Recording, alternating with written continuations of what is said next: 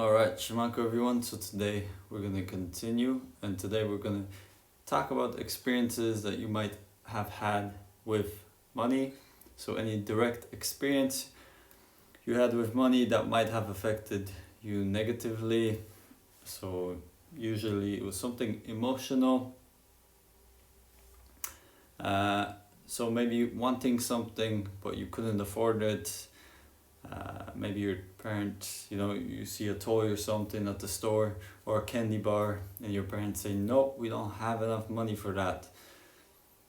Not having enough money for bills. So it could be, your parents arguing about bills and stuff like that, and how they can't pay the bills, or maybe some direct experiences with like you not having enough money to pay the bills. Maybe you're moving out of your parents' house and something happens with your job, or you're not making enough and you can't afford rent, and that creates a lot of emotions.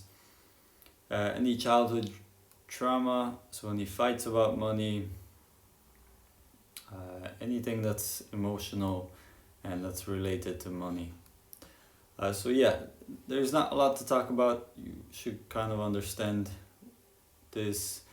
We're gonna move on to the Millionaires Mind actions now. So we start out with awareness. This is what it says in the book.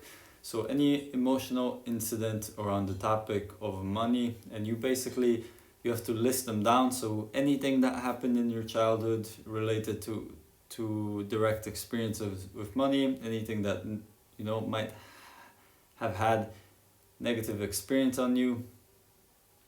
So for me, I'll give you some examples.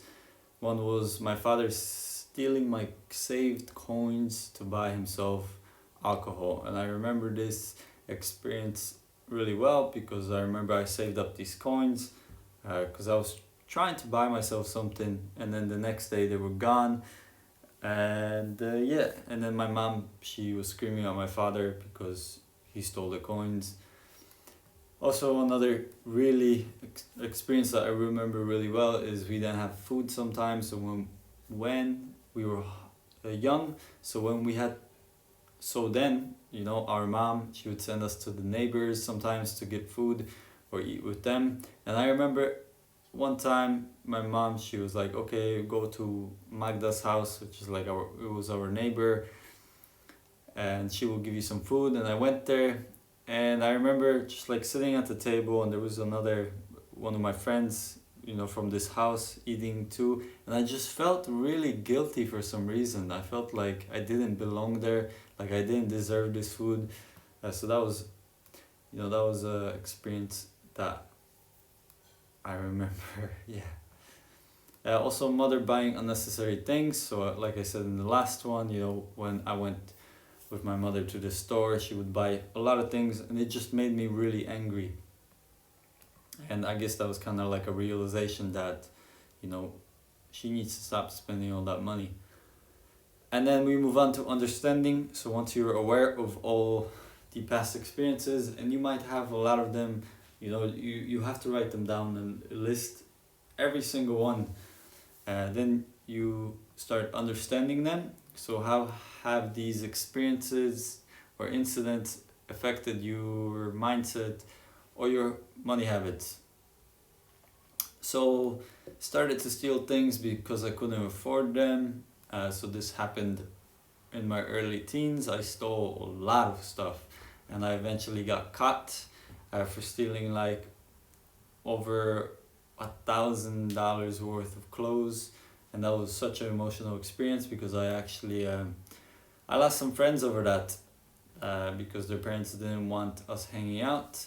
And then late teens, I was really conservative with how I spent my money, or I was really frugal. And yeah, I was only buying things that were very inexpensive. So for example, if I wanted to buy coffee, I would buy the cheapest one. Or if I were to buy myself snacks, I would try to find the cheapest ones. Or if I sometimes if I went on a bus, I would not pay for the fare. I would sneak on the bus, and yeah, I always went for things that were discounted, promotions, the cheapest things on the menu, and this made me feel like I couldn't afford the more expensive things. So that's how it affected me. When I had lots of money, I would spend it really quickly, so that way I was broke. So sometimes I had a good job, I worked as a manager for a photography company, and yeah, I made decent money, and as soon as I made a lot of money, I spent it on things, so that way I could end up in the same situation where I started from. And then the last thing it talks about is this association. So can you recognize that these experiences are just experiences? They aren't into you. It's just something that happened to you. So having that detachment from them.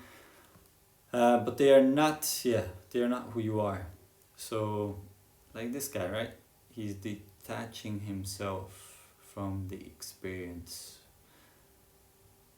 that he had. So yes, I recognize that the experiences I had around money don't define my success with money, and I can always change how I interact with money through learning about money, playing with money, and just recognizing different ways to interact with money. So that's what we talk about in the book, and then tomorrow we'll get to, I think it's the last part of this section, or this overall topic. So yeah, it should be really short. But do the exercises, because you need to start recognizing where all these negative money habits are coming from.